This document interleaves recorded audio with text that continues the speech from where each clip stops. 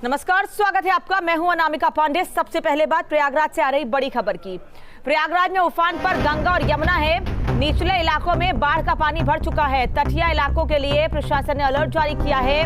बाढ़ पीड़ित लोगों को राहत शिविरों में भेजा गया है। बाढ़ पीड़ित लोगों को राहत शिविरों में भेजा गया है। गंगा यमुना उफान पर है और लगातार जलस्तर बढ़ता जा रहा है।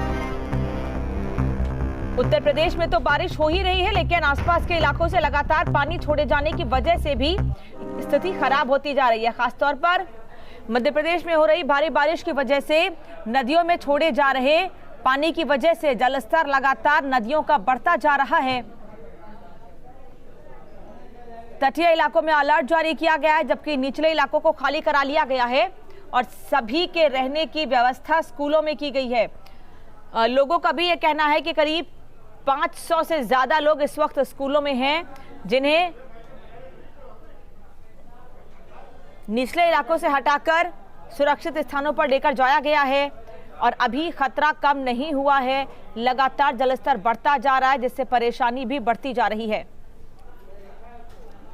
गंगा और यमुना का जलस्तर लगातार बढ़ने से लोगों को परेशानी हो रही है और प्रशासन ने तटीय इलाकों को एहतियातन खाली करा लिया है।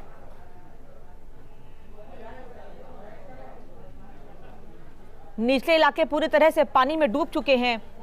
आप लोग अपने तथा अपने परिवार को अतिशीघ्र सुरक्षित स्थान पर ले जाने का प्रयास करें।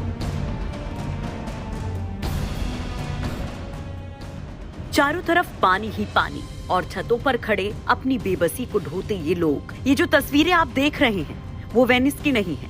ना तो ये पानी के ऊपर बना शहर है, ये तो पानी में डूबा एक शहर है, जहां संगम होता है वादो, दावो और फरेब का और बन जाती है सियासी संगम की ये तस्वीर। देखिए जरा इन कॉलोनियों को, देखिए कैसे यहाँ अब नाव चल रही है। ये वही सड़कें हैं जहाँ पहले गाड़ियां फर्राटे भरती थी।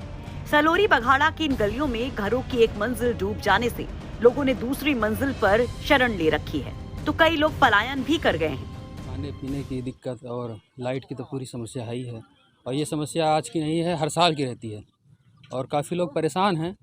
और बोट की व्यवस्था सरकार ने किया है, इसी से आना जाना हो रहा है लोगों का, और परमानेंट व्यवस्था तो अभी कुछ है नहीं।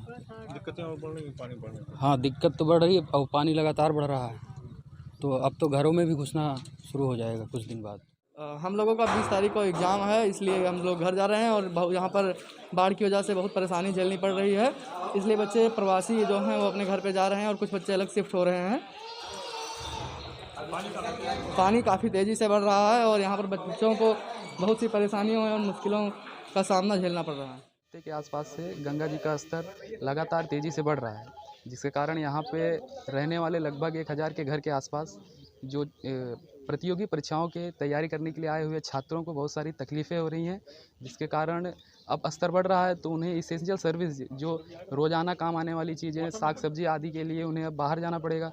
तो घुटने पर पानी हो गया है, तो अब रोज़ तो जाना इतना मुमकिन नहीं है, तो इसीलिए अब वो पलायन कर रहे हैं, अपने घर की ओर जा रहे हैं। तो लगभग 10-15 दिन के आसपास उनकी ये बाढ़ की स्थिति थोड़ा कम हो जाएगी, तो फिर से यहाँ पे आएंगे और अपनी प्रतियोगी परीक्षाओं की तैयारी में फिर से जुट जाएंगे। तो यही हालात हैं। 1200 तक घरों की संख्या है और इतनी घरें जो है पानी से प्रभावित हुए हैं। और यहाँ के जितने छात्र हैं अब सीधे प्लान कर रहे हैं घर के लिए। अब इसके बारे में कोई समाधान तो निकालना पड़ेगा। अब इसके बारे सैकड़ों मकान इन इलाकों में इस बाढ़ जैसी विभीषिका की जद में आ गए हैं। खाने पीने से लेकर कई परेशानियों का सामना यहाँ के लोगों को करना पड़ रहा है। जिंदगी कितनी मुश्किल है, अंदाजा आप लगा सकते हैं। एनडीआरएफ, एसडीआरएफ और जल पुलिस ने हालांकि मोर्चा संभाल रखा है और अनाउंसमेंट कर लोगों को सुरक्षित स्थानों पर जाने की सलाह दी गई है। वहीं बाढ़ में फंसे लोगों को सुरक्षित बाहर निकालकर राहत शिविरों में भेजा जा रहा है। अभी जैसा कि हमें इन्फॉर्मेशन मिली थी 11 एनडीआरएफ वाराणसी हेडक्वार्टर को, तो उसके अकॉर्डिंगली यहाँ से टीम आ चुकी है और ऐसा बताया जा रहा है। और अभी हमने निरीक्षण भी किया है यहाँ पे, जिसको देखते हुए ऐसा लग रहा है कि डेंजर लेवल के नज़दीक पहुँच गई है। और अभी यहाँ पे भी आए हैं तो ये स्थिति का जायज़ा लेने ही आए हैं कि कितने लेवल तक पानी और बढ़ने से यहाँ पे रेस्क्यू या एवैक्यूएशन की ज़रूरत पड़ सकती है। तो एक टीम है हमारी यहाँ पे अभी, और जैसे ही इस तरह की कोई भी रिक्वायरमेंट होती है एवैक्यूएशन या रेस्क्यू की तो हम उसके लिए तैयार हैं।